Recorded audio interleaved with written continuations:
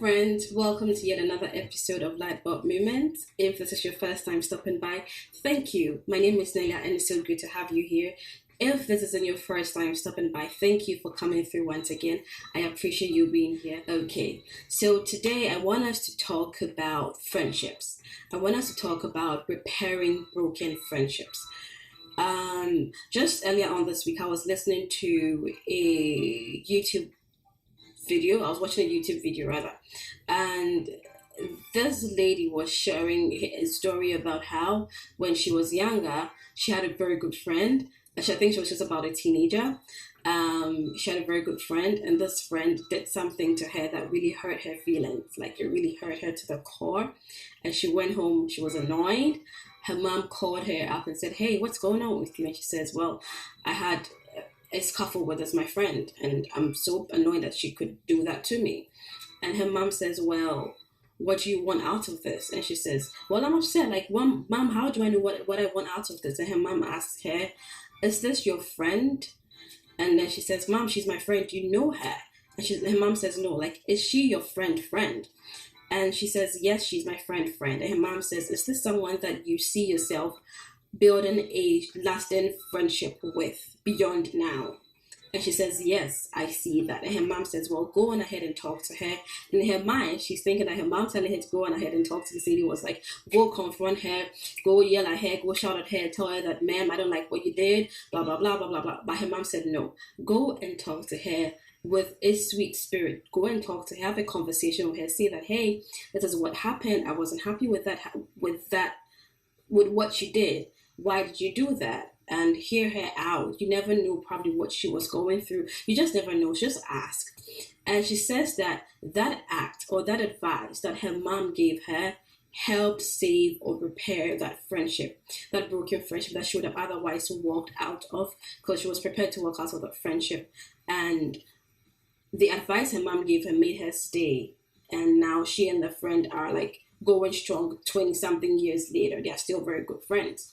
Why am I sharing this as a basis? And as a background, I am talking about perfect, healthy friendships. I'm not talking about being in a toxic friendship where you feel the air leaving you or you want to kill yourself just being friends with these types of. No, I'm not talking about toxic friendships. I'm talking about healthy friendships that are going through some type of a conflict or some type of a problem, and you want to work out on it. And I have seen that become a trend, if we're going to be honest with ourselves. And a lot of us are guilty of this, myself included. When I look back on my life, there's certain people, there's certain friends that I broke off my friendship with, that makes me sad, because these weren't bad people. These weren't evil people. These were people that probably did one or two bad things, or probably did something that hurt me. Like, big deal. Why couldn't I just talk about it? Why couldn't I just say, "Hey, I'm not happy with what you did. Can you not do that again?" Or, why did you do this? Like, I just want to know this from your perspective. Why did you do this to me? But no, we would rather walk out with that friendship and just say that, use things like, God put them out of my life and I don't need this person in my life right now. And God is just making my circle smaller because people are evil. And I agree with all those things, but honestly, if we're going to be honest with ourselves, there are times where it isn't about people being evil. It's about our inability to have mature conversations with our friends that we have had some type of broken relationships with. And today I just want us to have a different perspective to that. And I have a friend that models this very perfectly. Like, she says that she doesn't know how not to be friends with someone that she's known. Like, no matter what you've done to her, no matter what conflicts both of you have, she is going to want to repair that brokenness. And I have seen her do it. Like, this is not just she. In fact, I actually saw her do it the first time. Like, how are you still going back and talking to this person? Like, they did so and so. And she's like, I don't know how not to be friends with someone that I've been friends with. Like, no matter what, I will come back to you and apologize and say, hey, can we continue to be friends? Again, I'm talking about healthy friendships. I'm not talking about toxic friendships.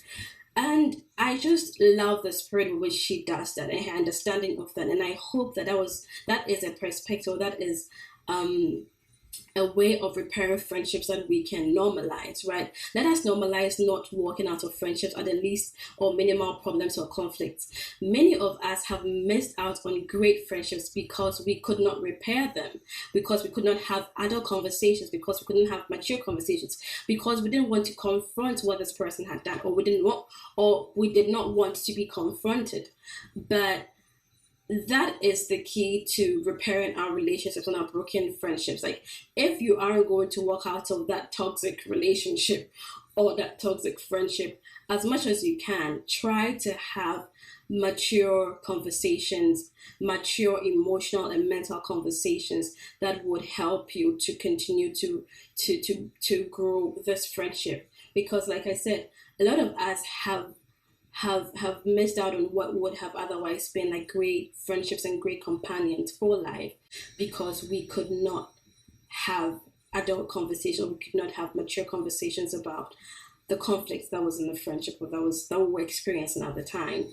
On the flip side, if you do hurt someone as a friend and they come to you and they want to know why you did that, do not get defensive, because some of us get defensive and that like really is annoying. That would put people off from wanting to repair relationships. So if you know that you did something wrong, or let's just assume that you didn't know that you hurt this person and they came to you and said, hey, Nelia, you did so and so and it really hurt me. Be mature enough to hear them out and apologize when you are wrong. Do not get defensive and do not tell them that they are being petty or why are you upset about this. No, I have lived by a certain rule in life that when someone says that you hurt them, when someone says that you have bruised their emotions, it is not in your place to determine that you didn't hurt them, right? So when someone says that, hey, you did so and so that hurt me, it doesn't matter if someone did that to you and it wasn't going to hurt you. This person is saying that you did that to me and it hurt me. Apologize and do not be on the defensive side. So we're talking about two things here.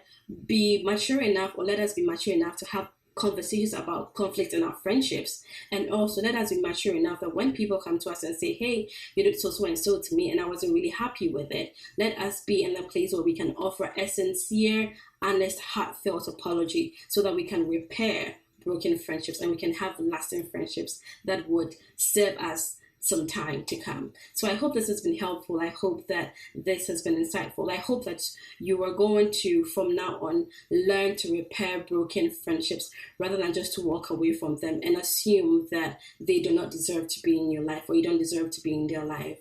Let us change that narrative and let us normalize repairing broken friendships. Thank you for stopping by. I'll see you next week. Don't forget to share, like, subscribe, and comment.